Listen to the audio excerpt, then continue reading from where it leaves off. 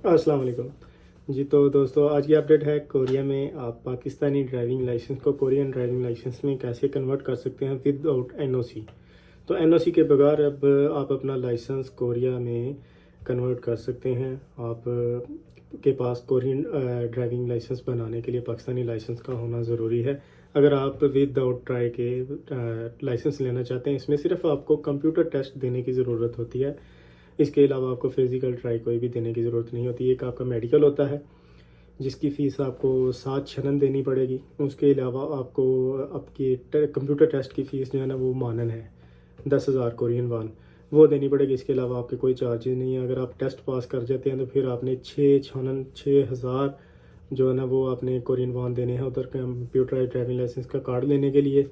और उसके लिए अगर आपने एनओसी के बगैर ड्राइविंग लाइसेंस बनाना है तो उसका क्या प्रोसेस है, ये आप मेरे हाथ में एक इन्वेलप देख रहे हैं, ये मुझे पाकिस्तान एम्बेसी की तरफ से वसूल हुआ है। अभी इसका क्या प्रोसेस है कि पहले एनओसी लेनी पड़ती थी क्योंकि ऑनलाइन रिकॉर्ड का कोई भी नामो निशान नहीं था। अभी इसमें क्या है कि अगर आप के पास उधर से नहीं भी एनओसी बनवाई तो आपने क्या करना है, ये ऑनलाइन जो है ना, ये देखेंगे एम्बेसी ने मुझे रिसिप्ट भी भेजी है। मैंने ऑनलाइन करवाया, मैं एम्बेसी विजिट भी नहीं किया। ये भी आपको मैं बताऊंगा कि कैसे करवाना है, ठीक है। ये उस चीज़ की उन्होंने रिसिप्ट लगा के भेजी है कि कितनी इसकी फ़ीस है और आपका किस डेट को जो है ना, हमने 15,000 कोरियन वान फ़ीस ली है उन्होंने और अटेस्ट कर दिए हैं ये पेपर। अब ये ऑनलाइन वेरिफिकेशन का पेपर निकाला है, इसके ऊपर पिक्चर भी है। अब अपडेट हो चुका है ना ड्राइविंग लाइसेंस का निज़ाम। तो ये एम्बेसी की स्टैम्प भी लगी, ये वेरीफाई हो गया। यही आपकी एनओसी है, यही आपका वेरिफिकेशन लेटर है। अब आपको जाने की ज़रूरत नहीं है कहीं भी। दूसरा पेपर आपने अपने ड्राइविंग लाइसेंस की कापी लगानी है, वो आपको वेरीफाई होकर आ जाएगी। ये 2 पेपर।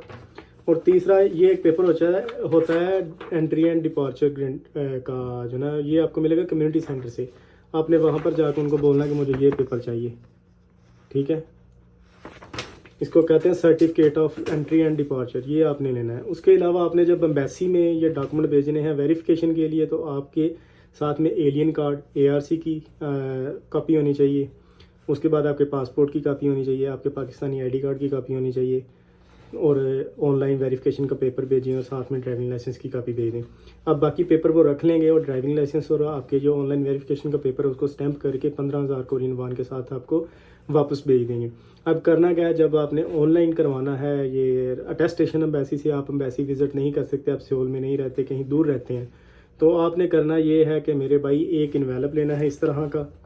उस इन्वेलप में आपने एक इन्वेलप खाली डाल देना है कोई भी। उसके अलावा आपने उसमें 20,000 कोरियन वान डाल देने हैं और उसको थैक पे करवा देना है विद अपने डॉक्यूमेंट।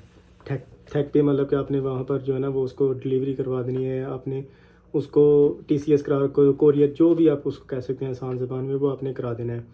2 दिन के अंदर आपको ये वापस मिल जाएगा अटेस्ट होके। अब 15,000 कोरियन वान फीस है इसकी अटेस्टेशन की, जो कि गवर्नमेंट फीस है एम्बेसी की।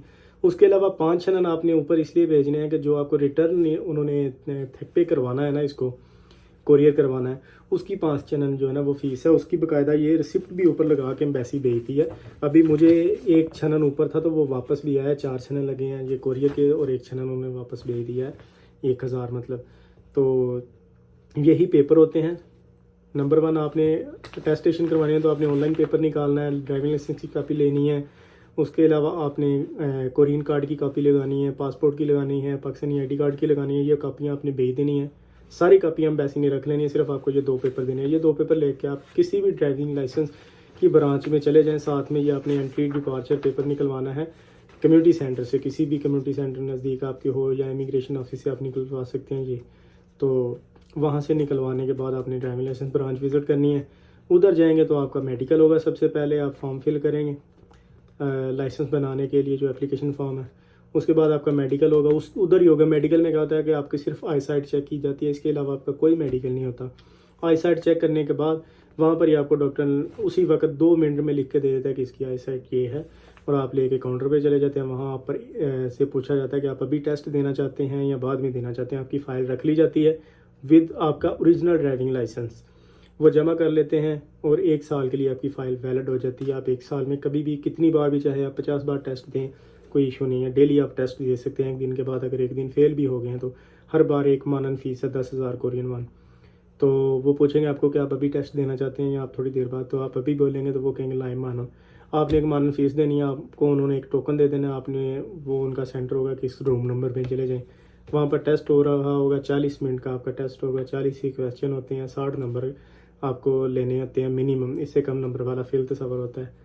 तो ये टोटल प्रोसेस है आपके ड्राइविंग लाइसेंस का। अगर आपको कोई सवाल हो इसके हवाले से कि विदाउट NOC, क्योंकि पहले होता था पाकिस्तान जाओगे या पाकिस्तान से NOC मंगवाओगे फिर कुछ होगा, मिनिस्ट्री ऑफ फॉरेन अफेयर से अटेस्टेड, अब ऐसी रिक्वायरमेंट नहीं है, अब उसके बगैर भी बन रहा है।